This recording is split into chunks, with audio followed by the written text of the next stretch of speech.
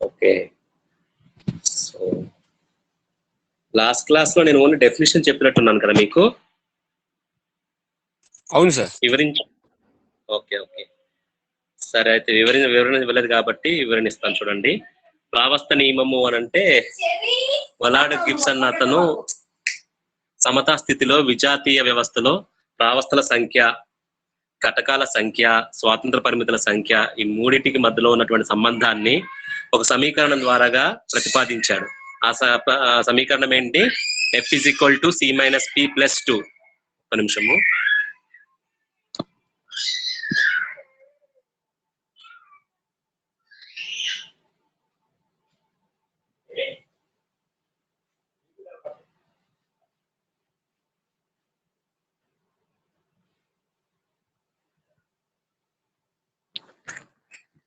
Okay, F = C - P + 2 అన్న సూత్రం ద్వారాగా ఈ యొక్క నియమాన్ని చెప్పడం జరిగింది, ఒక సమీకరణాన్ని.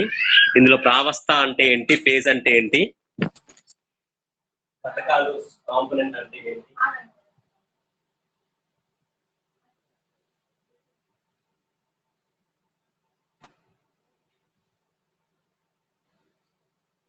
ప్రావస్థ అంటే ఏంటి, ఘటకాలు అంటే ఏంటి, స్వేచ్ఛా పరిమితులు అంటే ఏంటి, స్వాతంత్ర పరిమితుల సంఖ్య అంటే అది ఏంటి అన్నది మూడికి సంబంధించిన వివరాలు మనం ఒకసారి చూద్దాము.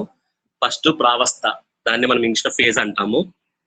నెంబర్ ఆఫ్ ఫేజెస్, ఎన్ని ప్రావస్థలు ఉన్నాయి అని చెప్పాలంటే, సమతా స్థితిలో ఉండేటువంటి విజాతీయ వ్యవస్థలో భౌతికంగా గుర్తించగలిగే సజాతీయ భాగాన్నే మనము ప్రావస్థ నియమం అని అంటాము. అంటే ఇప్పుడు విజాతీయ వ్యవస్థలో ఎక్కడైతే మీకు సజాతీయంగా ఉండేటువంటి భాగం దాన్ని మనం గుర్తించగలుగుతామో దాన్నే మనము ప్రావస్థ అని అంటాము. సో జనరల్ గా భౌతిక ధర్మాలను బట్టి మనం ఏం చెప్పొచ్చు? ఒకటి సాలిడ్ స్టేట్ ఘనస్థితి, ద్రవస్థితి, వాయు స్థితి. సో ఈ విధంగా మూడు రకాల స్థితుల కోసం మాట్లాడతాము, భౌతిక స్థితుల కోసము. ఇందులో ఘనస్థితి అంటే ఘన పదార్థం అంతటి కూడా మనము ఒక ప్రావస్థ కింద చెప్పొచ్చు, ఒక రకమైనది. అలాగే ద్రవము, కరిగి ఉన్నదంతా కూడా మొత్తం అంతా కూడా ఒక ద్రావణంగా మనం చూసుకున్నట్లయితే, ఒక ద్రవం కింద చూసుకున్నట్లయితే అదంతా ఒక సజాతీయ వ్యవస్థ అని చెప్పేసి అనొచ్చు. వాయువు కూడా మీరు అసలు సజాతీయ వ్యవస్థ అంటే ఏంటి, విజాతీయ వ్యవస్థ అంటే ఏంటి? సజాతీయ వ్యవస్థ అని అంటే, ఇప్పుడు మీరు కొంత వాల్యూమ్, ఒక బూర తీసుకున్నారనుకోండి, బెలూన్ లో గాలి నింపారు. ఆ గాలిలో ఏ భాగం నుంచి మీరు తీసుకున్నా ఉండేటువంటి దాంట్లో మొత్తం అంతా ఏమేమి ఉంటాయో అన్నిటి దగ్గర ఒకేలాగా ఉంటాయి. అంటే దాని నుంచి తీసినటువంటి ఒక నమూనా అన్నది మీకు ఆ బలూన్ లో ఉన్న గాలి మొత్తాన్ని సూచించేస్తుంది. అంటే ఆ నమూనా మీరు ఏ భాగం నుంచి మీరు తీసుకున్నా గానీ ఒకేలాగా ఆ నమూనా అన్నది ఉంటుంది. దీన్నే మనం సజాతీయ వ్యవస్థ అంటాము.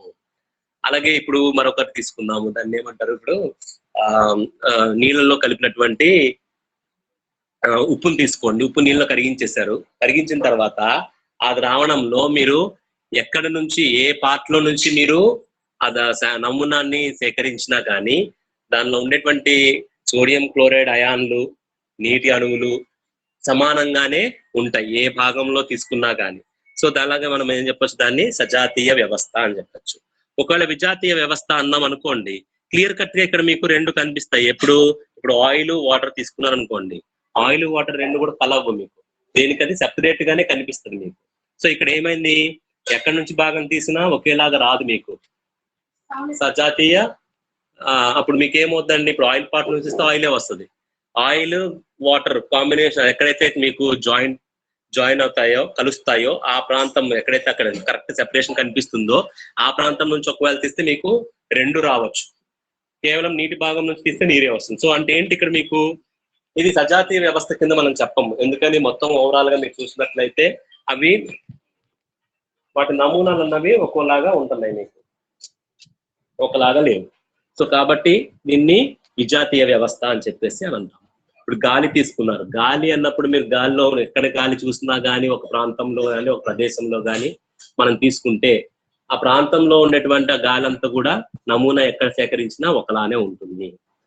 అర్థమైంది కదండి. సో అట్లా మీరు అలాగే ఇప్పుడు కాల్షియం కార్బోనేట్ తీసుకున్నారనుకోండి, కాల్షియం కార్బోనేట్ అనేది ఘన పదార్థము. దాన్ని మనం విఘటనం చేసినప్పుడు సమతల స్థితిలో కాల్షియం ఆక్సైడ్ అన్న మరొక ఘన పదార్థము, అలాగే కార్బన్ డైఆక్సైడ్ వాయువు అన్నది మీకు దాని నుంచి వస్తుంది.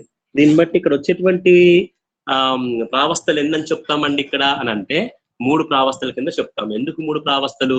వాయువు ఘనమే కదండి, 2 స్థితిలే కదా ఉంది, అప్పుడు 2 ప్రావస్థలే రావాలి కదా. ఘన స్థితి ఒక ప్రావస్థ, వాయు స్థితి అన్నది ఒక ప్రావస్థ కదా అని అనుకుంటాము. అయితే ఇక్కడ ఘన పదార్థాలకు వచ్చినప్పటికి ఏమవుతుంది అని అంటే, ఘన పదార్థము 2 ఈ విధంగా మనం తీసుకుంటే, ఏ మూల నుంచి మీరు ఘన పదార్థం తీసుకున్నా కాల్షియం కార్బోనేట్, కాల్షియం ఆక్సైడ్ ఒకే పరిమాణంలో మీకు కనిపించదు. ఆ పరిమాణాలు అన్నవి మీకు మారుతూ ఉండొచ్చు ఒక్కొక్క ప్రదేశం బట్టి. అంటే ఏంటండి, ఇప్పుడు మీకు ఒక టెస్ట్ ట్యూబ్ లో కానీ లేక ఒక బీకర్ లో మీరు ఒక రియాక్షన్ చేశారనుకోండి, కాల్షియం కార్బోనేట్ విఘటనం చేశామనుకోండి, అడుగు భాగం మొత్తం అంతా కాల్షియం ఆక్సైడ్ అవ్వచ్చు, పై భాగము కాల్షియం కార్బోనేట్ అలాగే ఉండవచ్చు. అలాంటప్పుడు ఏమవుతుందండి, మీకు నమూనా మీకు సేకరించినప్పుడు మీకు మారిపోతూ ఉంటుంది, ఒకలాగా ఉండకపోవచ్చు. సో అలాంటప్పుడు ఏంటంటే ఇక్కడ కాల్షియం కార్బోనేట్ ఎప్పుడైనా ఒకటి కన్నా ఎక్కువ ఘన పదార్థాలు ఉంటే, ఎన్ని ఘన పదార్థాలు ఉంటాయో అన్ని ప్రావస్థలు ఉంటాయి అన్నమాట. ఓకే, సో ఇక్కడ 2 ఘన పదార్థాలు ఉన్నాయి కాబట్టి 2 ప్రావస్థలు వచ్చాయి. సో 2 ప్లస్ వాయు ప్రావస్థ అన్నది ఘన పదార్థంతో మీకు కలవదు కాబట్టి అది సెపరేట్ ప్రావస్థ. సో ఇక్కడ మొత్తం 3 ప్రావస్థలు అని చెప్తాము. అలాగే ఇప్పుడు ఇక్కడ ఉన్నటువంటి నీరుని తీసుకున్నారనుకోండి, నీరు మనకి మూడు భౌతిక స్థితుల్లో కనిపిస్తుంది. ఒకటి మంచు ఘన పదార్థంగా చెప్పుకుంటే, నీరు ద్రవ పదార్థంగా, అలాగే నీటి ఆవిరి అన్నది వాయువు. ఇప్పుడు ఈ 3 కూడా మీరు సమతా స్థితిలో కనుక ఉన్నాయి అనుకున్నాం అనుకోండి, అంటే ఒకే క్రమంలో మీకు 3 ఒకేసారి కలిసి ఎగ్జిస్ట్ అవుతున్నాయి అనుకుందాం అనుకోండి. అట్లాంటప్పుడు ప్రావస్థలు ఎన్ని వస్తాయండి? ఇక్కడ మొత్తము 3 ప్రావస్థలు వస్తాయి. సో ఈ విధంగా ఏం చెప్పొచ్చానంటే, సమతా స్థితిలో మీకు ఉండే విజాతీయ వ్యవస్థలో భౌతికంగా గుర్తించగలిగేటువంటి సజాతీయ భాగాన్నే మనం ఏమంటామంటే ప్రావస్థ అంటాము. ఇవన్నీ ఎగ్జాంపుల్స్ చెప్పుకున్నాము. అర్థమైంది కండి. ప్రావస్థ అంటే ఒకటి కన్నా ఎక్కువ ఘన పదార్థాలు ఉన్నప్పుడు ఆటోమేటిక్ గా ఎన్ని ఘన పదార్థాలు ఉంటాయో అన్ని ప్రావస్థలు ఉన్నాయని చెప్తాము. భౌతిక స్థితుల పరంగా వాయువు, ద్రవము ఈ 2 కూడా తీసుకున్నప్పుడు, ద్రవం అన్నది మొత్తం సజాతీయంగా ఉంటే అది మొత్తం ఒక ప్రావస్థ కింద తీసుకుంటాము. వాయువు కూడా అలాగే మొత్తము ఒకటి కింద తీసుకుంటాము. ఓకే, సో అది మీకు ప్రావస్థలకు సంబంధించినటువంటి విషయం. ఇప్పుడు ఘటకాలకు సంబంధించిన మాట్లాడతాము. ఘటకాలు అని అంటే ఇక్కడ ఏంటి? కాంపోనెంట్స్. ఇక్కడ ఏంటంటే ఒక రసాయన వ్యవస్థ మొత్తం మీద తీసుకుంటే, ఒక చర్య పరంగా మీరు మాట్లాడినప్పుడు దాంట్లో ఆ చర్యకు సంబంధించినటువంటి సంఘటన అంతటినీ కూడా మనము ఎంత తక్కువ దాన్ని ఏమంటారు, కనీస సంఖ్యను కనుక మనం తీసుకున్నట్లయితే ఆ యొక్క చర్యను మొత్తం కూడా మీరు ఆ ఘటకాలన్నిటి కూడా కనీస సంఖ్యను కనుక తీసుకున్నట్లయితే అవి మనం ఏమంటాం, మనము ఘటకాల సంఖ్య అని చెప్పేసి అని అంటారు. అంటే ఏంటండి, ఇప్పుడు ఆ రసాయన పదార్థాలు ఇక్కడ మనం తీసుకున్నామండి, మంచు, నీరు, నీటి ఆవిరి. మంచైనా, నీరైనా, నీటి ఆవిరి అయినా కానీ మన H2O అన్న అణువుతోనే మనం సూచిస్తాం అక్కడ. సో కాబట్టి ఇక్కడ ఘటకాలు ఎన్ని ఉన్నాయని చెప్తాము? ఒకటే ఉందని చెప్తాము. సో ఇక్కడ ఒకటే ఉంది కాబట్టి ఒకటే H2O అనే అణువు రసాయన పదార్థం మీకు 3 స్థితుల్లో మీకు అది ఉంటుంది కాబట్టి ఇది ఏక ఘటక వ్యవస్థ అని చెప్పేసి అంటాం. ఏక ఘటక వ్యవస్థ. మరొక ఎగ్జాంపుల్ తీసుకుందాం. ఇక్కడ కాల్షియం కార్బోనేట్, కాల్షియం ఆక్సైడ్ వాయువు, కార్బన్ డైఆక్సైడ్ వాయువు వస్తుంది అనుకుందాం.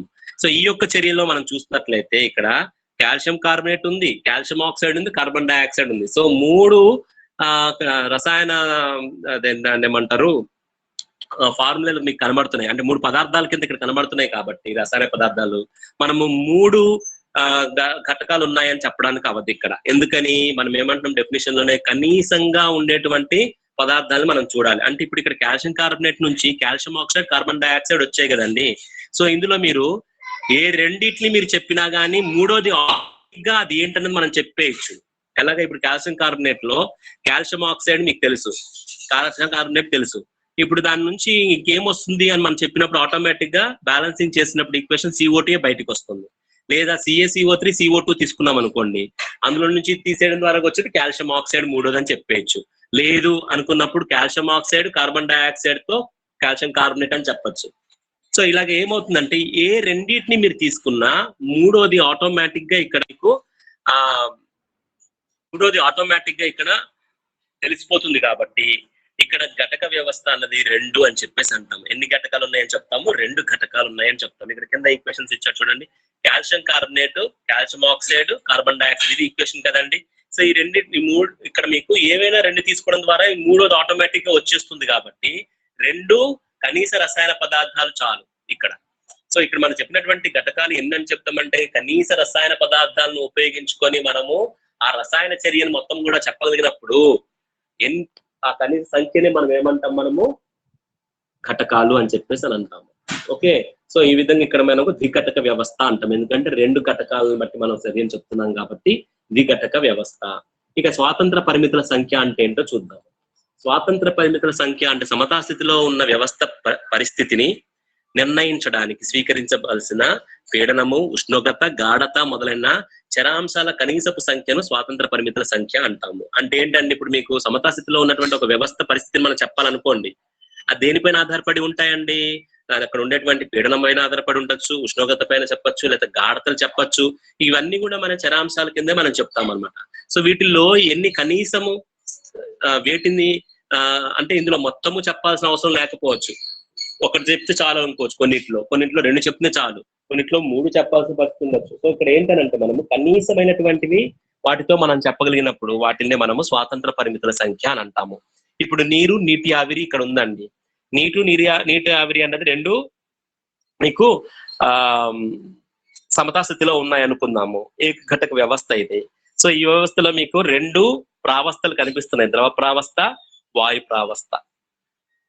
అర్థమైంది కదండి. సో ఇక్కడ మనకి ఎప్పుడు మీకు ఈ రకమైనటువంటి కనిపిస్తుంది? నియమిత ఉష్ణోగ్రత వద్ద నీటి బాష్పపీడనానికి ఒకే ఒక స్థిర విలువ ఉంటుంది కాబట్టి ఉష్ణోగ్రత స్థిరీకరిస్తే బాష్పపీడనం స్థిరీకరించబడుతుంది. కాబట్టి అంటే ఏంటండి, మీరు ఉష్ణోగ్రత అయినా స్థిరీకరించవచ్చు లేదా బాష్పపీడనాన్ని స్థిరీకరించు. రెండిట్లో ఏది ఒకటి చేసినా ఆటోమేటిక్ ఇంకోటి తెలిసిపోతుంది. కాబట్టి ఇక్కడ స్వాతంత్ర పరిమితుల సంఖ్య అన్నది 1.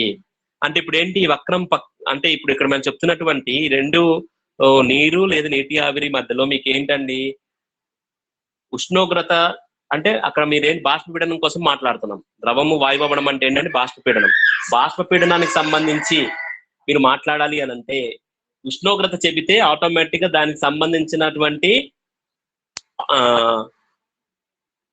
బాష్పపీడనం చెప్పేసేయచ్చు. ఓకే, అంటే బాష్పీభవన స్థానము ఇప్పుడు మనకు తెలుసును. బాష్పీభవన స్థానం అని అంటాం కదండి, నీరు నీటి ఆవిరిగా మారడాన్ని బాయిలింగ్ పాయింట్ అంటాము. సో బాయిలింగ్ పాయింట్ అన్నది దేనిపైన ఆధారపడి ఉంటుందండి? ఉష్ణోగ్రత పైన ఆధారపడి ఉంటుంది.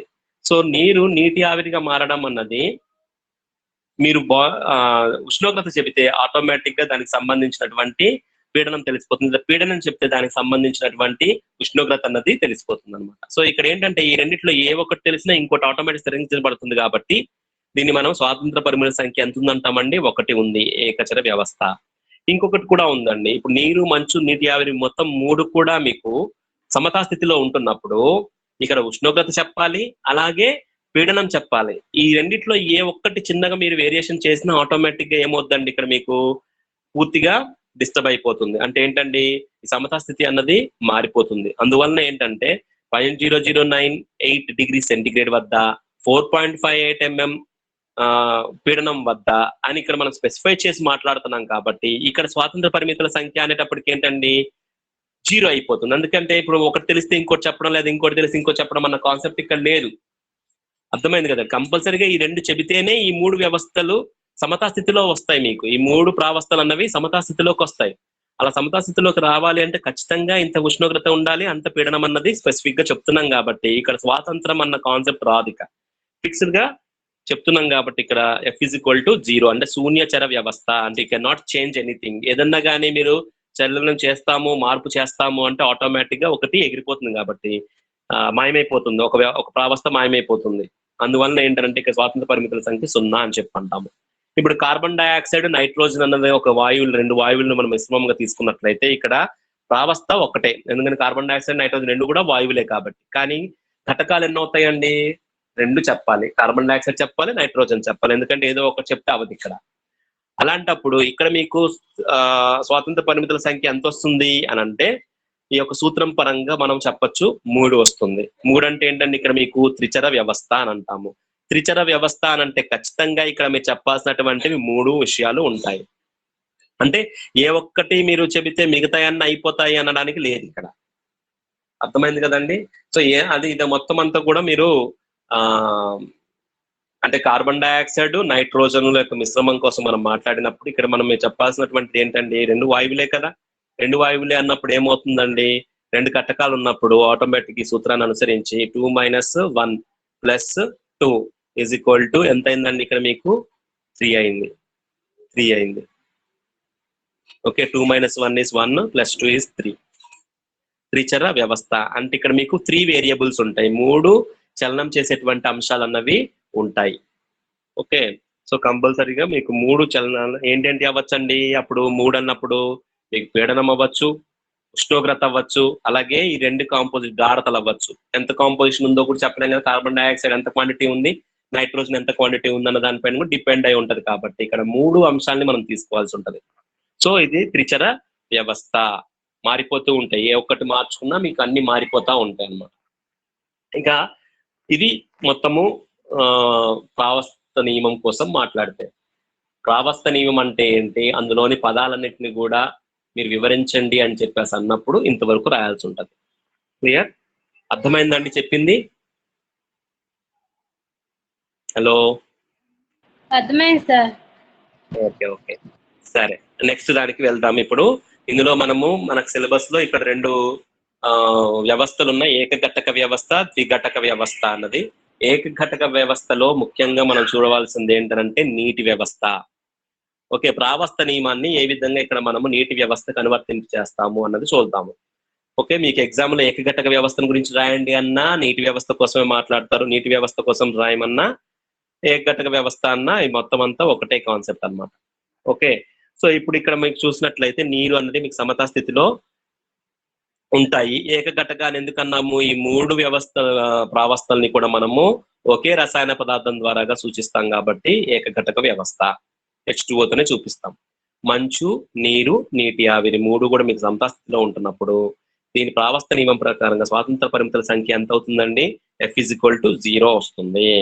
సో ఈ స్థానం వద్ద పీడనము, ఉష్ణోగ్రత లేదా గాఢతలలో ఏదో ఒక దానిని స్వల్పంగా మారిస్తే మూడింటిలో ఒక ప్రావస్థ అన్నది మాయమైపోతుంది అన్నది వీడు చెప్పేటువంటి విషయం. అందుకే ఇవేవి కూడా మనం చలనం చేసేటువంటివి కావు, ఫిక్స్డ్ వాల్యూస్ అన్నమాట. ఓకే, సో ఇప్పుడు మనము ఈ ఫేజ్ డయాగ్రామ్ అంటాం దీన్ని, అంటే ప్రావస్థ చిత్రము అంటాము. ఖచ్చితంగా ఇది మీరు దీనికే 5 మార్కులు పడతాయి. ఇది పర్ఫెక్ట్ గా మీరు మొత్తము విలువలతో సహా గనక ఈ ఒక పట్టికను మీరు చక్కగా వేసినట్లయితే ఈ పట్టికకే మీకు ఈ చిత్రానికే మీకు 5 మార్క్స్ పడతాయి. మిగిలిన మ్యాటర్ ఎక్స్ప్లెనేషన్ అంతరికి 5 మార్కులు. ఆ విధంగా ఈక్వల్ డివిజన్ ఉంటుందండి. ఓకే, ఇప్పుడు ఇక్కడ మనం చూద్దామండి. ఇది ఏంటంటే పీడనము y అక్షంలో తీసుకుంటే ఉష్ణోగ్రత అన్నది x అక్షంలో తీసుకోవడం జరిగింది. ఓకే, సో ఇందులో మీరు గమనించినట్లయితే ఇక్కడ 3 రకాల కర్వ్స్ కనబడుతున్నాయి, వక్రాలు కనిపిస్తున్నాయి. OA వక్రము, OC వక్రము, OB వక్రము, ఇంకొకటి కూడా డాటెడ్ లైన్స్ లో కనిపిస్తున్నటువంటిది OA' వక్రము. ఒకసారి జాగ్రత్తగా చూసుకున్నట్లయితే చూడండి, ఇది సో ఇది OA వక్రము, ఇది OC వక్రము, ఇది OB వక్రము, OA' వక్రము.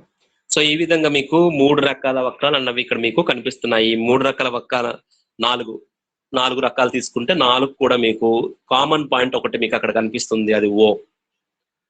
Okay, so OA, OC, OB, OA' అన్నవి మీకు వక్రాలు. ఇంతకీ OA సంబంధించినటువంటి దానికోసం ఫస్ట్ మాట్లాడతాం. OA వక్రాన్ని మీరు జాగ్రత్తగా గమనించినట్లయితే చూడండి, ఉష్ణోగ్రతని పెరుగుతూ ఉన్నప్పుడు పీడనం పెంచుతూ ఉన్నాము, ఉష్ణోగ్రతను పెంచుతూ ఉన్నాము, రెండు పెంచుతూ వెళ్తూ ఉన్నప్పుడు మీకు ఆటోమేటిక్ గా బాష్పీభవన స్థానం అన్నది పెరుగుతూనే ఉంటుంది. అలాగా బాష్పీభవన స్థానము పెరుగుతూనే ఉంటుంది. ఉష్ణోగ్రతను పెంచుతాము, పీడనము పెంచుకుంటూ వెళ్తే ఇప్పుడు మీరు చూడండి 1 atmosphere దగ్గర మాత్రమే మీకు 100 degrees దగ్గర బాయిలింగ్ పాయింట్ అన్నది కనిపిస్తుంది. అర్థమైంది కదండి. సో అంటే బాయిలింగ్ పాయింట్ కనిపిస్తుంది అంటే ఏంటి అర్థం, ఇక్కడ చూడండి నీరు అనేది నీటి ఆవిరిగా మారిపోయింది అన్నది ఇక్కడ మీకు కనిపిస్తుంది. ఓకే, నీరు అన్నది నీటి ఆవిరిగా మారిపోయింది. అలాగే ఇక్కడ మీరు చూడొచ్చు, ఇక్కడ ఈ భాగం అంతా నీరండి, ఈ భాగం అంతా నీటి ఆవిరండి, ఈ భాగం అంతా మంచు అండి. అర్థమైంది కదండి. సో ఇప్పుడు మీరు జాగ్రత్తగా గమనించినట్లయితే ఇలాగ పీడనాన్ని మనము పెంచుకుంటూ వెళ్ళిన కొలది కూడా ఆటోమేటిక్ గా ఉష్ణోగ్రత అన్నది కూడా మీకు పెరుగుతూనే ఉంది.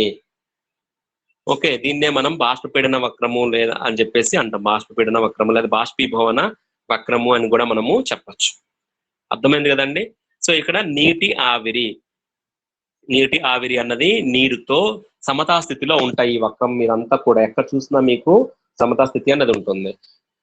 ఓకే, సో ఇంకొక విషయం ఏంటంటే పాయింట్ ఏ దగ్గరికి వెళ్ళినప్పటికి ఏమవుతుంది, అంటే దాని యొక్క పీడనం ఏమో 218 అట్మాస్ఫియర్స్ అయితే ఉష్ణోగ్రత 374 డిగ్రీల సెంటిగ్రేడ్.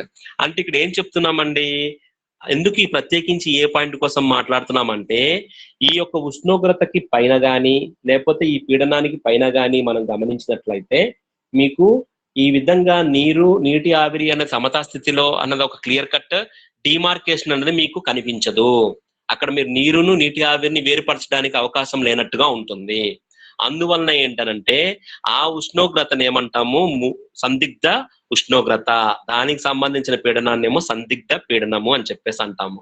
సో ఏ ఉష్ణోగ్రత వద్ద ఆ మీదికి మీకు ప్రావస్థలు అన్నవి మీకు వేరుపరచలేని పరిస్థితిగా ఉన్నప్పుడు దాన్ని సందిగ్ధ ఉష్ణోగ్రత అంటారు. దాని సంబంధిత పీడనాన్ని ఏమో సందిగ్ధ పీడనము అని చెప్పేసి చెప్తామన్నమాట. అర్థమైంది కదండి. సో ఇక్కడ మీకు చెప్పుకోవాల్సినటువంటి విషయాలు ఓఏ వక్రానికి సంబంధించి ముందు ఓఏ వక్రము ఏ రకమైన వక్రము, ఆ వక్రం దేని సూచిస్తుంది అన్నది, అంటే బాష్పీభవన స్థానానికి సంబంధించినటువంటి వక్రము. అక్కడ ఏంటేంటి ప్రావస్థలు సమతాస్థితిలో ఉంటాయి, నీటి ఆవిరి రెండు కూడా మీకు, నీరు ద్రవము, నీటి ఆవిరి వాయువు అన్నది రెండు మీకు సమతాస్థితిలో ఉంటాయి. ఇక్కడ ఏకి సంబంధించినటువంటి విషయం ఏం చెప్తున్నాము అని అంటే ఏకి సంబంధించిన పాయింట్ ఆ మీదికి ఉష్ణోగ్రత లేదా పీడనాలు పెంచడం ద్వారాగా మీకు ఏమవుతుందండి, ఈ నీటి ఆవిరి అన్నటువంటి రెండు ప్రావస్థలు ఏకప్రావస్థిగా అయిపోతాయి అన్నమాట. మీకు అక్కడ మనము ఆ ఒక వ్యత్యాసం అన్నది మనకు తెలియదు. ఓకే, అలాగే ఇంకొక విషయం ఏం చెప్తున్నాము, 1 అట్మాస్ఫియర్ దగ్గర మీకు ఉన్నటువంటిది బాయిలింగ్ పాయింట్ నీటిది 100 డిగ్రీస్ ఉంటుంది. మామూలుగా మనం బాయిలింగ్ పాయింట్ ఎంత ఉంటుందన్న వాటర్ 100 డిగ్రీలు అంటాము. ఎక్కడండి అది, ఖచ్చితంగా మనము అక్కడ బాష్పపీడనాన్ని మెన్షన్ చేయాలి. ఎంత, 1 అట్మాస్ఫియర్. 1 అట్మాస్ఫియర్ అంటే మనము సాధారణ పీడనము, వాతావరణ పీడనం ఎంత అని చెప్తాము, 1 అట్మాస్ఫియర్. అందువల్లనే సాధారణంగా మనం అన్ని బాయిలింగ్ పాయింట్లు కూడా సాధారణ వాతావరణ పీడనంలోనే చెప్తామంటే 1 అట్మాస్ఫియర్ లోనే చెప్తాము. అర్థమైంది కదండి. సో ఇది ఓఏ వక్రానికి సంబంధించినటువంటి విషయము. అయితే ఇందులో మనము ప్రావస్థ నియమాన్ని ఇక్కడ వర్తింప చేయాలి. F = C + C - P + 2. ఇది ప్రావస్థ నియమం సూత్రం. సో దీనిలో మనం ఏంటంటే ఘటకాలు ఒకటే, H2O అణువు కాబట్టి ఒకటే. ప్రావస్థలు ఎన్ని సమతా స్థితిలో ఉన్నాయి, 2 ప్రావస్థలు ఉన్నాయి. సో +2. సో ఇక్కడ ఏమైందండి, F = 1 అయింది. సో అంటే ఏంటి, ఓఏ వక్రంకి వచ్చినప్పటికీ యూనివేరియంట్ అంటే ఏకచర వ్యవస్థ అని చెప్పేసి అని అంటాము. ఏకచర వ్యవస్థ అని అంటే ఎందుకన్నాం ఇక్కడ ఏకచర వ్యవస్థ అంటే, మీరు ఈ వక్రం పైన ఉష్ణోగ్రత చెబితే ఆటోమేటిక్ గా దాని యొక్క పీడనము వచ్చేస్తుంది. ఈ వక్రం పైన ఎక్కడైనా మీరు ఉష్ణోగ్రత పరంగా మీరు మాట్లాడితే, ఇప్పుడు ఫర్ ఎగ్జాంపుల్ ఇక్కడే మనం తీసుకున్నట్లయితే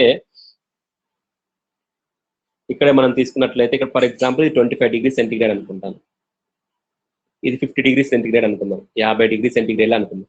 50 డిగ్రీ సెంటిగ్రేడ్ దగ్గర నేను టెంపరేచర్ చెప్పేశాను. ఇప్పుడు ఈ వక్రం పైన పీడనం ఎంత ఉండొచ్చు అన్నప్పుడు ఏం చేయాలా, ఈ వక్రానికి టచ్ చేయాలి. స్ట్రైట్ తీసుకొని వెళ్ళి వక్రానికి టచ్ చేస్తే ఆ వక్రం నుంచి మళ్ళీ పీడనం చూసుకోవాలి. ఆ విధంగా ఏమైతుంది, మీకు ఇక్కడ పీడనం అన్నది తెలిసిపోతుంది. అర్థమైంది కదండి. సో ఒక పారామీటర్ తెలిస్తే చాలు, మరొక పారామీటర్ ఆటోమేటిక్ తెలిసిపోతుంది. Okay, so that's it with this univariant అన్న కాన్సెప్ట్ అర్థం అదనమాట. ఏకచర వ్యవస్థ అంటే ఒకదాన్ని మీరు చెబితే మరొకటి ఆటోమేటిక్ ఇక్కడ మనము చెప్తాము. ఒకదాన్ని వేరు చేస్తూ ఉంటే ఆటోమేటిక్ రెండోది ఏంటన్నది తెలిసిపోతుంది. ఓకే, సో అది ఏకచర. అలాగే ఓసీ కర్వ్ కోసం మాట్లాడదాం. ఓసీ వక్రం కోసం మాట్లాడినప్పుడు అది ద్రవీభవన వక్రము అనొచ్చు, లేదా ఘనీభవన వక్రము అనొచ్చు. ఇక్కడ మీకు నీరు మంచు రెండు కూడా సమతా స్థితిలో ఉంటున్నాయి. నీరు మంచు అన్నది మీకు సమతా స్థితిలో ఉంటాయి. ఇంతకు ముందు లాగానే ఇక్కడ కూడా 2 పరావస్థలు. ఇక్కడ కూడా F = 1 వస్తుంది. F = 1 వస్తుంది. ఓకే, సో ఈ విధంగా మనము ఇక్కడ చెప్పుకోవచ్చు ఇందాకట్లాగానే.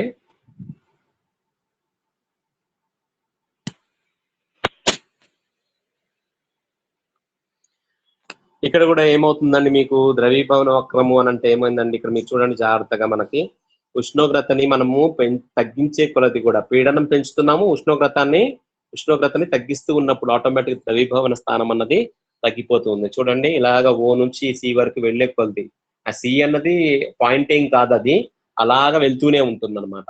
ఓకే, సో ఇక్కడ ఏం జరుగుతుందండి మీకు, మీరు ఇలాగా ఉష్ణోగ్రత అన్నది మీకు ఆటోమేటిక్ గా తగ్గిపోతూ ఉంటుంది, ఉష్ణోగ్రత అన్నది తగ్గుతూ ఉంటుంది. పీడనం పెంచే కొలది ఉష్ణోగ్రత తగ్గే కొలది ద్రవీభవన స్థానం అన్నది ఏమవుతుందండి మీకు తగ్గుతూ ఉంది, ద్రవీభవన స్థానము తగ్గుతూ ఉంది. ఇప్పుడు 0 డిగ్రీ సెంటిగ్రేడ్ సంబంధించి మాట్లాడుతున్నాం కదండి, ఏది నీరు మంచుగా మారేటువంటిది, మంచు నీరుగా మారేటువంటిది, అది కూడా మనము 1 అట్మాస్ఫియర్ పరంగానే మాట్లాడతాము. సో అందువలన ఇక్కడ ఏంటంటే 1 అట్మాస్ఫియర్ కి ద్రవీభవన స్థానం ఎంత వచ్చింది అంటే 0 డిగ్రీ సెంటిగ్రేడ్ వచ్చింది అని చెప్తాము. ఓకే, సో అంటే ఏంటి, ఈ వక్రంకై ఎక్కడికి అది మీట్ అవుతుందో చూసుకోవాలన్నమాట, ఈ వక్రానికి సంబంధించి చూసుకోవాలి. క్లియర్? ఇక్కడ ఈ రెండు విషయాలు మాట్లాడతాము. ఇక్కడ కూడా F=1. అలాగే ఓబి వక్రానికి సంబంధించి మాట్లాడదాం. ఓబి వక్రం ఏంటంటే మంచుకిని నీటి ఆవిరికి, మంచు నీటి ఆవిరి రెండు కూడా మీకు అంటే ఏంటి, ఒక ఘన పదార్థం డైరెక్ట్ గా వాయు పదార్థంగా మారుతుంది మధ్యలో ద్రవ పదార్థం లేకుండా. దాన్నే మనం ఏమంటామనంటే మనము ఉత్పతనం అని అంటాము, ఉత్పతనము, సబ్లిమేషన్ అని అంటాం ఇంగ్లీష్ లో. ఈ ఉత్పతనము అని చెప్పేసి అన్నాం కాబట్టి మంచు నీటి ఆవిరిగా మారుతున్నటువంటి క్రమంలో ఇక్కడ కూడా రెండు ప్రావస్థలు ఉన్నాయి, సమతా స్థితిలో రెండు ప్రావస్థలు ఉన్నాయి. F=1 ఇక్కడ కూడా ఈ ఉత్పతన వక్రము అని చెప్పేసి అని అంటాము. ఇక్కడ కూడా మీరు చూసేటప్పటికి ఏమైందండి, ఉత్పతనం అనేది ఏం జరిగిందండి, మీకు పీడనం తగ్గించే కొలది ఉష్ణోగ్రత కూడా మీకు తగ్గుతూ వచ్చింది అనమాట. ఓకే, మరొక వక్రాన్ని ఇక్కడ మనం చూస్తున్నాము, దాన్ని మెటాస్టేబుల్, అస్థిరమైనటువంటి వక్రము, అతి శీతల వక్రం అని కూడా చెప్పేసి అంటాము. ఇదేంటంటే అంటే ఓఏ సంబంధించినటువంటి ఏఓ సంబంధించినటువంటి వక్రం యొక్క ఎక్స్టెన్షనే, అర్థమైంది కదండి. సో ఓఏ వక్రమే ఈ విధంగా ఉంటే దాన్ని ఎలాగా ప్రొలాంగ్ చేస్తున్నాం అనమాట, ఇది ఓ అయింది. ఎందుకని అని అంటే ఇక్కడ ఈ అతిశీతల వక్రం ఏంటంటే ఉష్ణోగ్రత తగ్గించిన కొలది, మీకు పీడనం తగ్గించిన కొలది కూడా మీకు ఇంకా నీరు నీటి ఆవిరి అన్నది రెండు మీకు సమతా స్థితిలోనే ఉంటది, అంటే మంచు అవ్వదు అనమాట మీకు. అందుకే దీన్ని అతి శీతల వక్రం అని చెప్పేసి అని అంటాము. ఓకే, సో ఎందుకండి, ఇప్పుడు దీంట్లో ఏమాత్రం మీరు కొద్దిగా, ఇది జనరల్ గా మీకు మంచుని నీరుగా మార్చినప్పుడు అవ్వదండి, నీరు మీకు మంచుగా మారేటప్పుడు మాత్రమే ఈ రకమైనటువంటి సూపర్ కూల్డ్ లిక్విడ్ అంటారు దీన్ని, అతి శీతల ద్రవము అని చెప్పేసి అని అంటాము. ఈ ద్రవంకి కొద్దిగా ఏదన్నా మీరు ఐసు ముక్కను కానీ దానికి వేస్తే ఆటోమేటిక్ గా అది మీకు పూర్తిగా మంచుగా మారిపోతుంది, అంటే ఉత్పతన వక్రం మీదికి ఆ వక్రం వచ్చేస్తుంది అనమాట. అందువల్ల ఏంటనంటే ఇది అస్థిరమైనటువంటి పరిస్థితి అని చెప్పేసి అని అంటాం, అస్థిరమైనటువంటి అతి శీతల పరిస్థితి అని చెప్పేసి చెప్పచ్చు అనమాట. ఓకే, సో దీన్ని మెటాస్టేబుల్ అని చెప్పేసి అంటాం ఇంగ్లీష్ లో, మెటాస్టేబుల్ కర్వ్ అని చెప్పేసి అని అంటాం, వక్రము, అతి శీతల వక్రము అని చెప్పేసి అంటాము. ఓకే, సో ఇక్కడ కూడా మీరు చూసినట్లయితే బిని సెపరేట్ గా ఒక పాయింట్ కింద మనం చెబుతున్నాము, ఏంటండి -273 డిగ్రీ సెంటిగ్రేడ్ అని చెప్పేసి చెప్తున్నాము. -273 డిగ్రీ సెంటిగ్రేడ్ వరకే మనకి ఈ రకమైనటువంటి ఉత్పతన వక్రం అన్నది కనిపిస్తుంది. ఆ మీది ఇంకా కిందకి వెళ్లే కొలది కూడా మీకు మరి ఏ రకమైనటువంటి డీవియేషన్ అక్కడ అంటే ఆ మంచుకిను నీటి ఆవిరికి మధ్యలో ఏ రకమైనటువంటి ప్రావస్థల వ్యత్యాసం అన్నది కనిపించదు అనమాట. ఓకే, సో ఈ విధంగా మనము చెప్తాము. ఇక మరొక పాయింట్ ఇక్కడ ఉంది, పాయింట్ జీరోకి సంబంధించి మనం మాట్లాడినట్లయితే ఇక్కడ మీరు చూసినట్లయితే ఇక్కడ నీరు, నీటి ఆవిరి, మంచు మూడు కూడా మీకు సమతా స్థితిలో ఉంటాయి. ఇక్కడ ఇంతకుముందు మనం చెప్పుకున్న ఎగ్జాంపుల్ లాగా దీన్నే మనము త్రిక బిందువు అని అంటారు, ట్రిపుల్ పాయింట్ అంటాం ఇంగ్లీష్ లో, triple point of water, Trika బిందువు, నీటి యొక్క త్రిక బిందువు. ఈ త్రిక బిందువు అన్నప్పుడు ఖచ్చితంగా దానికి ఇక్కడ మనము 4.58 mm of Hg పీడనము 0.0098 degree centigrade వద్ద మాత్రమే ఇక్కడ మూడు ప్రావస్థలు అన్నవి ఉంటాయి సమతా స్థితిలో. ఒకవేళ పీడనం ఏమాత్రం మనం పెంచినా తగ్గించినా ఈ మూడు ప్రావస్థలలో ఒక ప్రావస్థ అన్నది మాయమైపోయి ఏదో ఒక వక్రానిపైకి మీకు ఇది మూవ్ అవ్వడం అనేది స్టార్ట్ అవుతుంది. అంటే ఓఏ వక్రమైన అవ్వచ్చు, ఓసి వక్రం రావచ్చు, లేదా ఓబి వక్రానికైనా రావచ్చు. మనం మార్చినటువంటి పీడనము ఉష్ణోగ్రతల్ని బట్టి ఆధారపడి ఉంటుంది అది. ఓకే, సో అందువల్ల ఏంటంటే ఇక్కడ మన F=0 వస్తుంది. మిగిలినవన్నిటికి కూడా మనకు వక్రాలన్నిటికి కూడా F=1 వస్తుంది. ఇక ఇప్పుడు ప్రత్యేకించి మరొకటి మాట్లాడుకోవాలంటే ప్రాంతాలు. ఏంటంటే ఆ ప్రాంతాలు అనంటే AOC అన్నది ఒక ప్రాంతము, AOB అన్నది ఒక ప్రాంతము, BOC అన్నది ఒక ప్రాంతము. అర్థమైంది కదండి? ఇక్కడ మీకు 3 ప్రాంతాలు కనిపిస్తున్నాయి. ఈ 3 ప్రాంతాల యొక్క విశిష్టత ఏంటంటే మీకు అచ్చంగా ఒకటే ప్రావస్థ ఉంది. ఓకే, నీటి ఈ AOB అన్న దీంట్లో మీరు మాట్లాడితే కేవలం నీటి ఆవిరి, AOC లో కేవలం నీరు, అలాగే BOC లో కేవలం మంచు. సో ఒక ప్రావస్థ మాత్రమే ఉంది. అర్థమైంది కదండి? ఒక ప్రావస్థ మాత్రమే ఉంది. ఇప్పుడు ఇక్కడ F=C-P+2 అన్నది సూత్రం మీరు వర్తింప చేసినప్పుడు ఇక్కడ ఏమవుతుందండి? ప్రాంతంలో ఒక ఘటకమే H2O అణువే కాబట్టి 1- ప్రావస్థ ఒకటే ఉంది +2. So you got 2. అంటే ఏంటంటే ఇది ద్విచర వ్యవస్థ అని చెప్పేసి అని అంటాం. ద్విచర వ్యవస్థ అంటే ఏంటండి? It is bivariant. ఎందుకు ఇప్పుడు ఇక్కడ ఏంటండి బైవేరియంట్? దీని పరంగా మనం మాట్లాడినప్పుడు ఏం చెప్పొచ్చండి ఇక్కడ అని అంటే, ఇక్కడ మీరు ఏదన్నా విషయాన్ని మీరు ఇక్కడ మాట్లాడాలి అంటే ఖచ్చితంగా మనము 2 చెప్పాల్సి ఉంటుంది. ఎందుకు 2 చెప్పాల్సి ఉంటుంది ఒక పాయింట్ కోసం మాట్లాడాలంటే? ఎందుకనంటే ఈ ప్రాంతంలో మీకు ఉష్ణోగ్రత కోసం మనం మాట్లాడితే ఆ ఉష్ణోగ్రతకు సంబంధించినటువంటి పీడనం కూడా మనం చెప్పాల్సి ఉంటుంది. అర్థమైంది కదా? 2 చలనం చెందేటువంటి పరిస్థితులే. రెండింటిని మనము చలనం చేయొచ్చు కాబట్టి, అంటే ఉష్ణోగ్రతను మార్చొచ్చు, అలాగే పీడనాన్ని కూడా మార్చొచ్చు. అలాగని ఉష్ణోగ్రత మార్చినంత మాత్రాన పీడనం చెప్పలేము, అలాగే పీడనం మార్చినంత మాత్రాన ఉష్ణోగ్రతను చెప్పలేము. సో కాబట్టి ఏంటండి, ఇది ప్రాంతాల్లో ఏ ఒక్క పాయింట్ కోసం, ఏ ఒక్క పాయింట్ అంటే ఏం లేదండి, ఏ ఉష్ణోగ్రతను మీరు మాట్లాడాలి అంటే దాని సంబంధిత పీడనం చెబితేనే మీకు ఆ పర్టికులర్ పాయింట్ కోసం మనం మాట్లాడొచ్చు ఇందులోనే. ఓకే, సో అలాగే ఇక్కడ ఏంటంటే ఇది బైవేరియంట్ అని చెప్పేసి అని అంటాము. సో విత్ దిస్ మనము ఈ యొక్క జల వ్యవస్థ కోసం లేదా నీటి వ్యవస్థ కోసం మొత్తం మనం చెప్పుకున్నాం. క్లియర్? ఒకసారి మళ్ళీ మనం ఇక్కడ చూద్దాము. అంటే ఇక్కడ మనం మొత్తం పైన ఏం చెప్పుకోవాలంటే, ఇందులో మీరు వక్రాల కోసం మాట్లాడుతున్నాము, ప్రాంతాల కోసం మాట్లాడుతున్నాము, త్రిక బిందువు మాట్లాడాము, అదే అతిశీతల వక్రం కోసం కూడా సెపరేట్ గా మనం చెప్పుకున్నాము. ఓకే, సో ఒకసారి మనం అలా కిందకి వెళ్తే చూడండి ఎలాగ చేసాం. ఫస్ట్ మనం ఇందులో చెప్పుకోవాల్సిన అంశాలు ఏంటంటే, వక్రం దేనికి సంబంధించినది, సమతా స్థితి దేని మధ్యలో వస్తుంది, ప్రావస్థ నియమం ప్రకారంగా వచ్చేటువంటి F విలువ ఎంత ఉంటుంది, ఈ 3 పక్కకి చెప్పాల్సిందే. ఇక ప్రత్యేకించి వాటిల్లో ఉండేటువంటి పాయింట్లు ఏంటి అంటే, ఒక ఓయ వక్రానికే ఎక్కువగా మీకు వస్తాయి. అదేంటనంటే సందిగ్ధ critical temperature and critical pressure. Okay, so ఇవి 2 అక్కడ మీరు మెన్షన్ చేయాల్సి ఉంటుంది. ఇక మళ్ళీ ఓబీ కర్వ్ కూడా సేమ్ ఇవే విషయాలు మనం చెప్పుకుంటాము. ఇందులో బి దగ్గర ఉన్నటువంటి ఉత్పత్తన వక్రం కాబట్టి ఇది -273 degrees దగ్గర మనం చెప్పుకోవాల్సి అదొక స్పెసిఫిక్ గా మనం అక్కడ మెన్షన్ చేస్తాము. అలాగే ఇంకోటి ఏంటి, ఇక్కడ మీకు ఓసి వక్రం కోసం మాట్లాడినప్పుడు మంచు నీరు దీనికి సంబంధించింది. ఇక్కడ సి అనేది పాయింట్ కాదు, మీ వై యాక్సిస్ ఎంత పొడుగు మీరు వేస్తా ఉంటే అంత పొడుగు మీరు సి కర్వ్, అదే సి అన్నది మీరు పెంచుకుంటూ వెళ్లాల్సి ఉంటుంది అనమాట. ఓకే, సో ఆ విధంగా ఉంటుంది. ఇక్కడ ప్రావస్థ నియమం ప్రకారంగా ఇది కూడా మీకు ఏకచర వ్యవస్థే. తర్వాతనేమో త్రిక బిందువు కోసం మాట్లాడుకున్నాము, ఇది శూన్యచర వ్యవస్థ అయింది. దాన్ని సెపరేట్ గా 2 విషయాలు మనం పర్టికులర్ గా మనం అక్కడ చెప్పాలి దానికి, లేదంటే ఆ రెండు కూడా చలనం చేయకుండా ఉన్నటువంటి పరిస్థితే. ఇక లాస్ట్ కి మనము ప్రదేశాల కోసం మాట్లాడుకున్నాం. ప్రదేశాలు ఏంటంటే అన్నది కూడా మనం చూసాం. ఇక్కడ 3 ప్రదేశాలని ఇక్కడ మనం చూపించి మూడింటికి కలిపి మనం చెప్పేసేయచ్చు బైవేరియంట్ అనేసి. అలాగే ఇంక ఇక్కడ మనం మెటాస్టేబుల్ ఈక్విలిబ్రియం ఓఏ ప్రైమ్, అది ఓఏ యొక్క కర్వ్ యొక్క ఎక్స్టెన్షన్. నీటిని మీరు అలాగా చల్లబరుస్తూ ఉంటే, కూల్ చేస్తూ ఉంటే దాని యొక్క బాష్పీభవన స్థానం, ద్రవీభవన స్థానం కన్నా తక్కువ ఉష్ణోగ్రత వద్ద కూడా మీకు అది ద్రవంగానే ఉంటుంది. అర్థమైంది కదండి? దాన్ని ఏమాత్రం మీరు కొంచెం డిస్టర్బ్ చేసినా కానీ ఆటోమేటిక్ గా అది ఘనీభవనం, అదే సొలిడిఫై అయిపోతుంది అనమాట. Okay, so that's it with this నీటి వ్యవస్థ. అర్థమైందని నేను అనుకుంటున్నాను. ఒకసారి అందరూ రెస్పాండ్ అవ్వండి, రెస్పాండ్ అవ్వండి.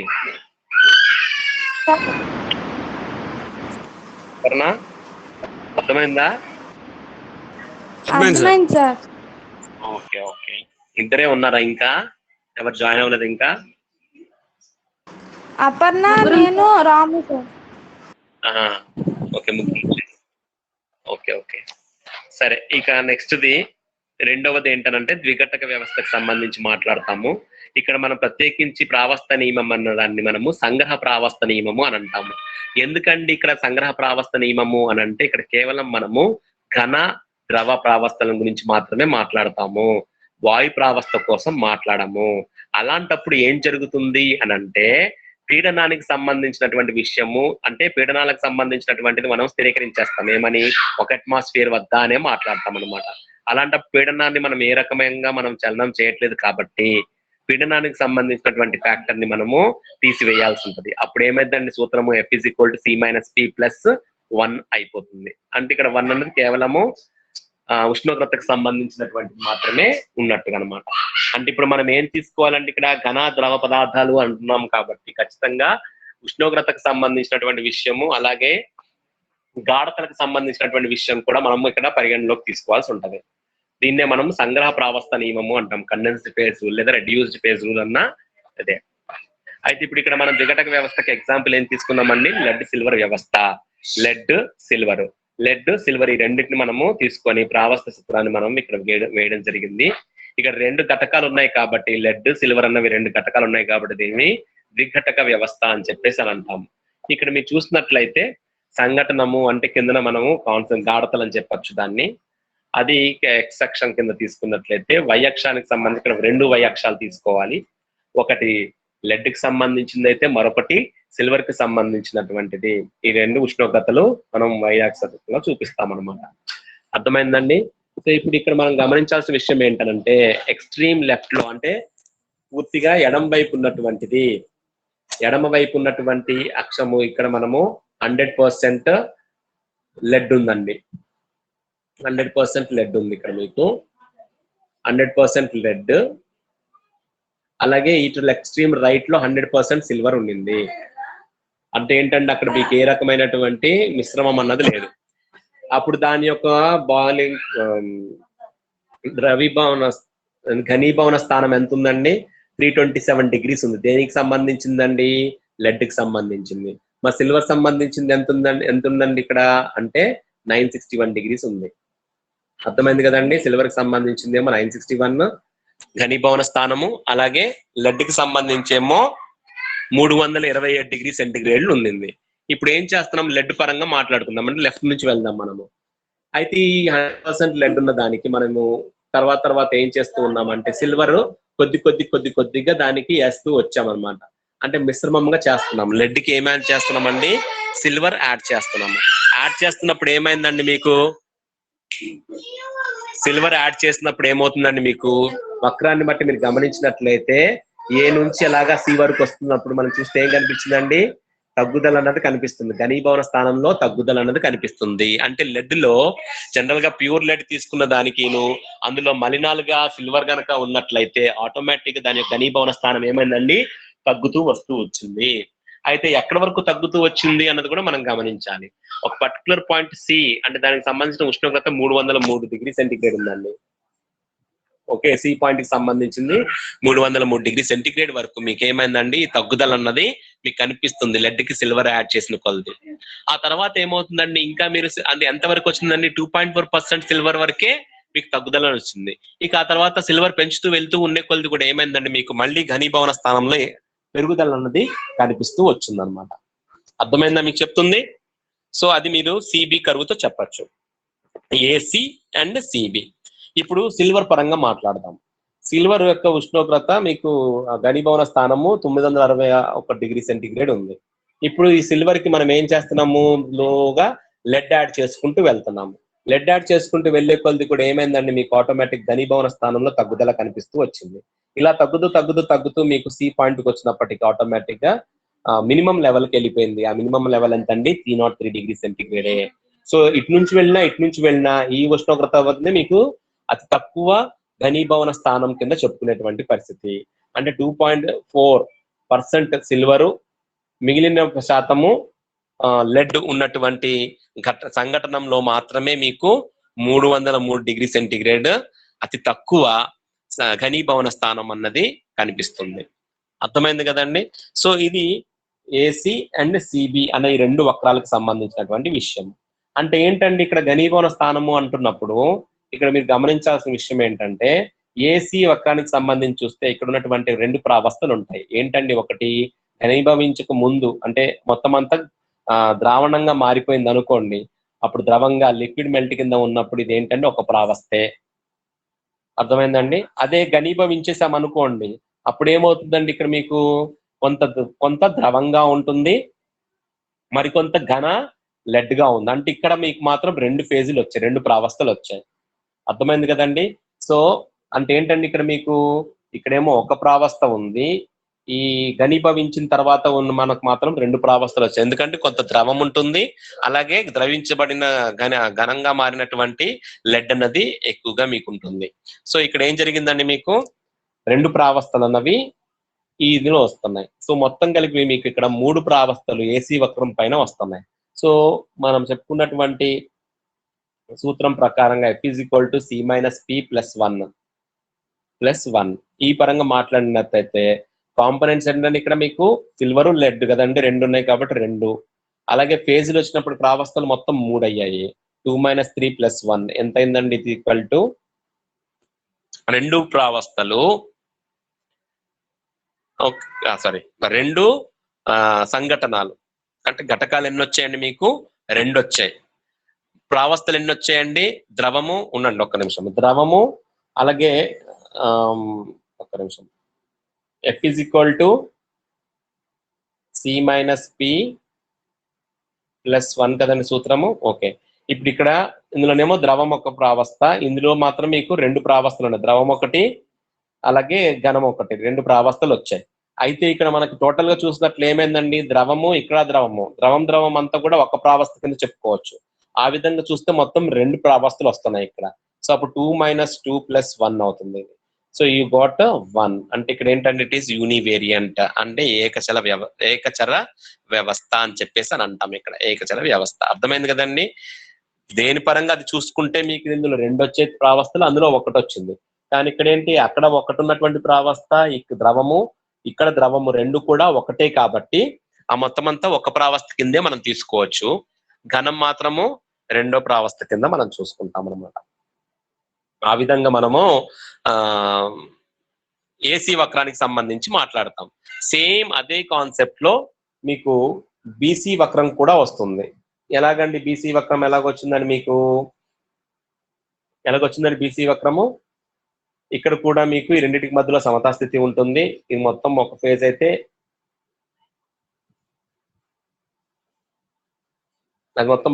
అయితే ఇక్కడ ఉన్నటువంటి ద్రవము ప్లస్ ఘనము అన్నది రెండు ప్రావస్థలు ఉన్నాయి. సో ఇక్కడ ద్రవం ఉంది, అక్కడ ద్రవం ఉంది, మొత్తం ఒక ప్రావస్థ కింద తీసుకున్న ద్రవం అంతటిని, ఘనం ఒకటి ఉంది. అలాగే ఇక్కడ కూడా F = ఎంత అవుతుందండి, ఒకటే వస్తుంది. అక్కడ F = 1, ఇక్కడ F = 1.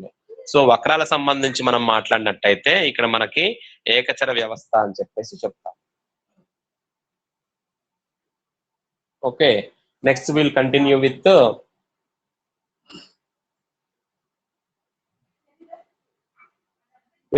విత్ ప్రాంతాలు. వక్రాలు అయిపోయాయండి, ప్రాంతాల కోసం మనం మాట్లాడదాము. ప్రాంతం వచ్చినప్పటికీ ఏంటంటే ప్రాంతాలు ఇక్కడ మీకు మొత్తం 3 ప్రాంతాలు కనిపిస్తున్నాయి. ఒకటేమో ద్రవముకు సంబంధించిన ఏసీబీ ప్రాంతము, తర్వాత ఏసీడి ప్రాంతము, తర్వాత బీసీఈ ప్రాంతము, ఏబిసి ప్రాంతము, అలాగే ఏసీడి ప్రాంతము. ఈ విధంగా 3 ప్రాంతాలు ఉన్నాయి. ఏసీబీలో ఒక ప్రావస్థే ఉంది కాబట్టి F = ఎంత అవుతుందండి, F = 2 అవుతుంది ఇక్కడ.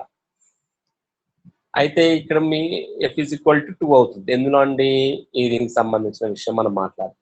అదే దీనికి సంబంధించింది కానీ లేకపోతే దీనికి సంబంధించింది కానీ మనం చెప్తే F = ఎంత అవుతుందండి, = 1 అవుతుంది. ఎందుకంటే ఇక్కడ మీకు రెండు ప్రావస్థలు ఉన్నాయి కాబట్టి F = 1 అవుతుంది. అక్కడేమో F = 2 అవుతుంది. సూత్రం అప్లై చేసుకోవడం అంతే, ప్రావస్థలు ఎన్ని ఉన్నాయి, ఘటకాలు ఎన్ని ఉన్నాయి అనేది దాన్ని బట్టి వచ్చేస్తుంది.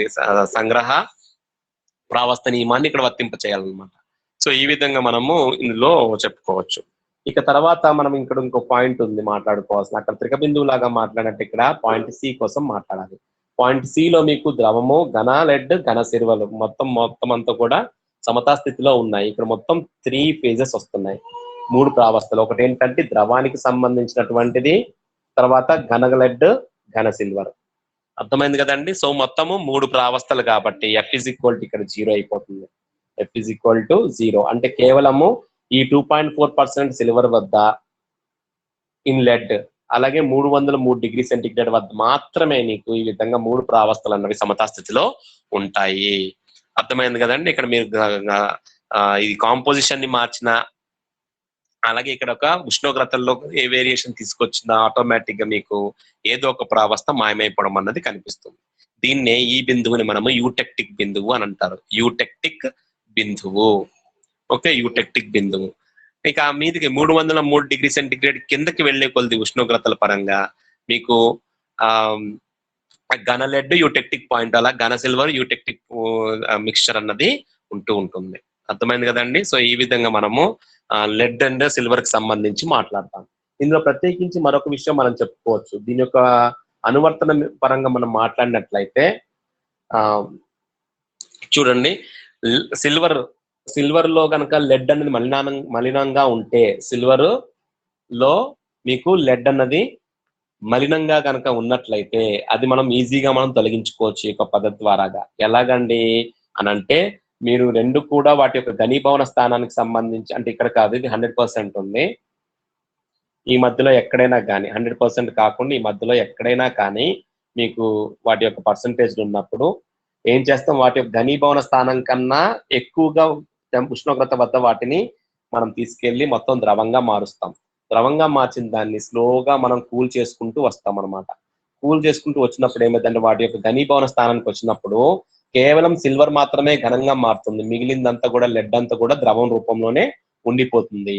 సో ఫిల్టరేషన్ పద్ధతి ద్వారా ఆ ఘన సిల్వర్ ని మనం సెపరేట్ చేసుకొని లెడ్ ని పూర్తిగా దాని నుంచి తొలగించుకోవచ్చు. ఈ పద్ధతిని పెటిన్సన్స్ ప్రాసెస్ అంటారు. పెటిన్సన్ ప్రక్రియ. ఓకే, PATTINSON, పెటిన్సన్ ప్రక్రియ అని చెప్పేసి చెబుతాము. అర్థమైంది కదండి. సో ఇది సిల్వర్ లెడ్ కి సంబంధించినటువంటి విషయం. క్లియర్? చూడండి, ఇక్కడ మీకు అవన్నీ అవే వస్తాయి, ఒకసారి మీరు చదువుకోండి మళ్ళీ. ఇందులో మరి లాస్ట్ మరొకటి ద్విఘటక వ్యవస్థ ఒకటి ఉంది, NaCl వాటర్ కి సంబంధించినటువంటిది. ఇందులో మనకి 4 ఉంటాయి ప్రావస్థలు. ఒకటి మంచు అయితే నీరుకు సంబంధించింది, మరొకటి NaCl, తర్వాత NaCl హైడ్రేటెడ్ 2H2O అంటే సాద్రక NaCl అని అంటాము. ఇంకోటి అనార్ద్ర NaCl, NaCl రాసాం కదా, అది అనార్ద్ర NaCl.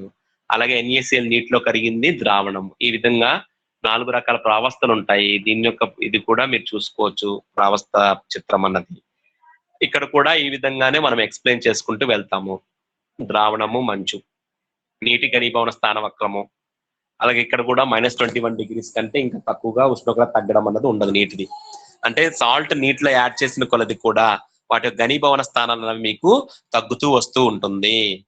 అర్థమైంది కదండి.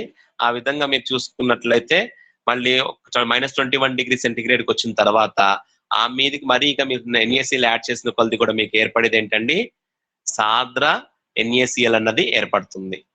ఓకే, పాయింట్ B వరకు అంటే +0.15 డిగ్రీ సెంటిగ్రేడ్ వరకు కూడా సాద్ర NaCl ఉంటుంది. ఆ మీదకి ఏమవుతుందనంటే మీకు అనార్ద్ర NaCl అవుతుంది. అంటే ఈవెన్ ఆ H2O అణువులన్నీ కూడా అందులో నుంచి వెళ్ళిపోతాయి. ఓకే, సో ఈ విధంగా మనం ఇక్కడ చెప్పుకోవచ్చు. ఈ పాయింట్ ఓనే మనము క్రయోహైడ్రిక్ మిక్స్చర్ అని చెప్పేసి అని అంటాము. అంటే ఇది మాత్రమే మీకు పాయింట్ O కోసమే మనం ఇక్కడ మాట్లాడతాం అన్నమాట. స్పెసిఫిక్ గా దాన్ని ఏమంటాం మనం, క్రయోహైడ్రిక్ పాయింట్ అని చెప్పేసి అని అంటాం. క్రయోహైడ్రిక్ పాయింట్ అంటే ఆ రెండు కాంబినేషన్ వద్ద మాత్రమే మీకు స్పెసిఫిక్ గా ఈ గాఢత వద్ద మాత్రమే, అంటే ఇక్కడ కింద గీత ఉండాలి, ఇంకా ఈ కింద గీత దగ్గర ఇక్కడ కాంపోజిషన్ ఉంటుంది, అంత కాంపోజిషన్ మాత్రమే మీకు -21 డిగ్రీ సెంటిగ్రేడ్ అన్నది వస్తుంది ఘనీభవన స్థానం. ఓకే, సో ఈ విధంగా ఇది కూడా చెప్పుకుంటాము. ఒకసారి మీరు ఇదంతా కూడా రిఫర్ చేయండి. దీంతో this part also will finish. ఏకచర వ్యవస్థలు ఇవన్నీ కూడా మీరు ఒకసారి చూసుకోండి. చదవండి ఏంటవుతుంది అన్నది. క్రయోహైడ్రేట్ ఈ ఘనీభవన స్థానాలు అన్నవి ఎలాగుంటాయి అన్నది కూడా ఇక్కడ మనం చూసాం చూడండి. -21 డిగ్రీస్ ఇందాక NaCl మంచు కోసం చెప్పాం కదండి. -21 డిగ్రీస్ 23% ఉంటుంది నవలం. 23% కన్నా ఎక్కువ వేయడం వలన మీకు ఏమవుతుంది, మళ్ళీ ఉష్ణోగ్రత పెరగడం అన్నది స్టార్ట్ అవుతూ ఉంటుంది. అలాగే అమ్మోనియం నైట్రేట్ మంచుకి అయితే -18 డిగ్రీస్, అమ్మోనియం క్లోరైడ్ మంచు అయితే -16 డిగ్రీస్. ఈ విధంగా మనకి ఇదే యూటెక్టిక్ ఉష్ణోగ్రత లవణం అని చెప్పేసి అంటాము. అలాగే యూటెక్టిక్ ఉష్ణోగ్రత ఇంకా క్రయోహైడ్రిక్ ఉష్ణోగ్రత అని కూడా చెప్పేసి మనం అంటాము. ఓకే, యూటెక్టిక్ ఉష్ణోగ్రత. అలాగే ఈ విధంగా మనం 2 రకాల ఉష్ణోగ్రతలను ఇక్కడ చెప్పడం అన్నది కనిపిస్తుంది. అంటే ఉష్ణోగ్రత ప్లస్ దాని కాంపోజిషన్ అలాగా. ఓకే, క్రయోహైడ్రిక్ అన్న, సులభ ద్రవీభవన ఉష్ణోగ్రత అన్న, యూటెక్టిక్ ఉష్ణోగ్రత అన్న ఇవన్నీ కూడా ఒక్కటే. Okay, so that's it with this. ఈ 3 ఇంపార్టెంట్ ఏనండి 5th యూనిట్ లో. అచ్చంగా ఇవి చదువుకోండి. ఈ యొక్క ప్రావస్థ నియమం వదిలిపెట్టకుండా ఎస్ఏ షార్ట్ ఆన్సర్ 2 రాసేయగలుగుతారు. Okay, so that's it with this. మనకి మొత్తం సిలబస్ అయిపోయిందండి. ఫస్ట్ యూనిట్ లో మీరు స్పెక్ట్రోస్కోపీ కోసం చదువుకుంటారు 2 చాప్టర్లు. దాంట్లో యూవి విజిబుల్ ప్రత్యేక సంబంధించింది చదువుతారు. తర్వాత సెకండ్ వచ్చినప్పుడు యూనిట్ 2 వచ్చినప్పుడు IR NMR స్పెక్ట్రోస్కోపీ చదివారు. యూనిట్ 3 వచ్చి కణాధార ధర్మాలు, 4వ యూనిట్ ఎలక్ట్రోకెమిస్ట్రీ రసాయన విద్యుత్ శాస్త్రము. అలాగే లాస్ట్ యూనిట్ వచ్చినప్పటికీ మీకు ప్రావస్థ నియమము కొంత భాగము రసాయన విద్యుత్ శాస్త్రం కోసం ఉంటుంది. అది ఆల్రెడీ మనం చెప్పుకున్నాం కదా, అది ఇదే ఇక్కడ మనం చదువుకుంటాం. ఇక రేపటి నుంచి మాత్రం మీరు ఎగ్జామ్స్ రాయాలండి. నేను రేపటి రోజు మీకు కొద్దిగా రిలాక్సేషన్ ఇస్తాను. క్వశ్చన్స్ అవన్నీ పెడతాను నేను యూనిట్ వైజ్ గా. ఎల్లుండి నుంచి మాత్రం మీరు ఖచ్చితంగా మీకు క్లాస్ అవర్ లో ఖచ్చితంగా మీరు చూడకుండా రాయడం అన్నది చేయాలి. వీడియోలు ఆన్ చేయాలి. అందరు కూడా వీడియోలు ఆన్ చేసి ఇచ్చినటువంటి క్వశ్చన్ ముందే చెప్తా కాబట్టి ఆ ముందు అది చదువుకొని రండి. ఆ చదువుకొని వస్తే అది మీరు ఈ వీడియోలో ఆన్ చేసి కూర్చొని రాస్తుండండి. మ్యూట్ కూడా తీసేయాలి, వీడియో ఆన్ చేయండి, అలాగే వాయిస్ కూడా వినిపించేలాగా పెట్టండి. నేను చూస్తూ ఉంటాను, మీరు చూడకుండా రాయండి. ఓకేనా?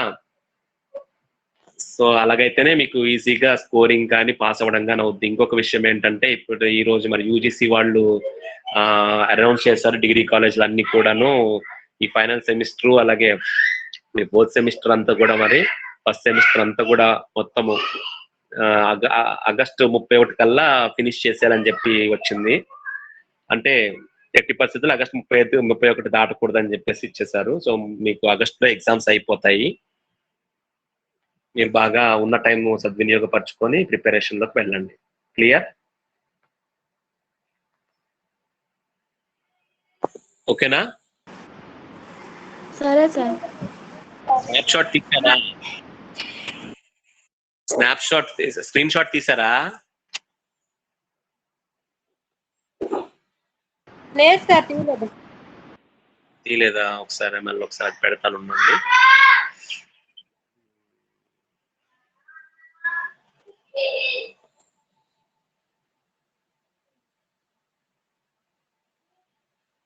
ఓకే, ఒకసారి స్క్రీన్ షాట్ కూడా తీసేయండి.